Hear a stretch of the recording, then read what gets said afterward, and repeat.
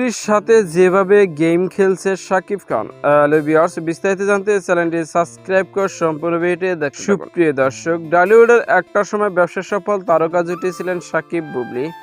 এক সময় শবনম ইয়াসমিন বুবলির শাকিব খানের হাত ধরে চলচ্চিত্র জগতে আসে এবং সেই সময় শাকিব খান বিভিন্ন সাক্ষাৎকারে জানিয়েছিলেন সেই সময়কার নায়িকা না থাকার কারণে শবনম ইয়াসমিন বুবলিকে বসগিরি সিনেমাতে নেওয়া হয়েছিল। তারপর একাধিক সিনেমাতে চুক্তি স্বাক্ষর করে তারা সিনেমা করে।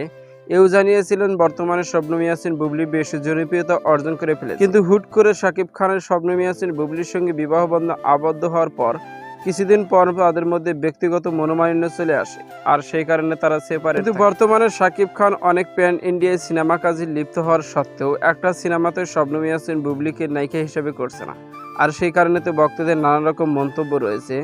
বুবলিকে আসলে ব্যবহার করেছে শাকিব খান। যে সময় শাকিব খানের কোনো নায়িকা ছিল না সেই সময় বুবলিকে নিয়েছে।